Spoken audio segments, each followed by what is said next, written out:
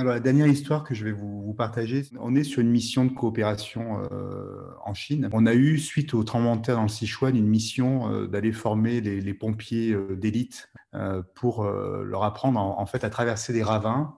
Et quand les ponts étaient effondrés, à aller évacuer des villages qui étaient en face. C'était une des missions que vous n'avez pas réussi à réaliser. Donc, on a engagé cette mission avec l'ambassade de France et la gendarmerie, avec les pompiers locaux. Ça passe pas super bien et donc on a un message du consulat de France qui nous dit les Chinois, ils trouvent qu'ils ne sont pas là pour apprendre des Français, ça serait mieux qu'on fasse une espèce d'exercice, une sorte de démonstration.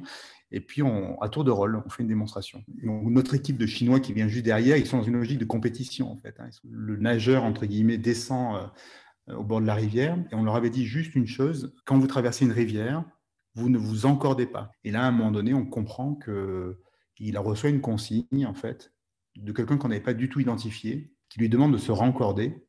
Et évidemment, il n'arrive pas à traverser la rivière. Moi, j'ai crié du haut de la paroi. La rivière est trop puissante, l'embarque. Donc vous êtes là, colonel de gendarmerie, à regarder dans un canyon au fin fond du Sichuan, un pompier chinois se noyer alors que vous êtes responsable de la coopération. Alors, ça me permet donc de me rapprocher un peu de la notion de ce biais cognitif qui a été d'ailleurs développé énormément par Kahneman et Tversky, Kahneman, donc, qui est ce qu'on appelle le fondateur de l'économie de la finance comportementale. Regarder les décisions individuelles qui peuvent influencer l'état du monde.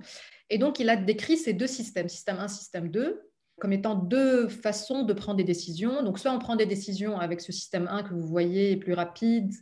Donc, si vous voulez, c'est notre système limbique, automatique, rapide, qui prend les décisions pour préserver notre capital social, pour préserver nos valeurs, notre identité. Et puis, le système 2, qui se détache de tout ça, qui est donc la pensée, si vous voulez, comme je l'ai décrit, la pensée corticale, ça veut dire cortex préfrontal, qui raisonne, qui prend des décisions, qui fait des calculs, et qui donc, on va se mettre en cordée quand il le faut et pas en cordée quand il ne le faut pas, voilà. Sauf que vous voyez bien que ce n'est pas celui-là qui décide. Et encore plus quand il faut décider rapidement, et encore plus quand on est sollicité par d'autres préoccupations sociales, individuelles, identitaires. Donc, on va faire quoi? On va utiliser des biais cognitifs, des courts-circuits qui vont nous permettre de prendre des décisions rapides, qui préservent notre intégrité, pas que physique, mais notre intégrité aussi psychologique et sociale. Donc, le biais cognitif, ce qu'on appelle une déviation systématique de la pensée logique et rationnelle.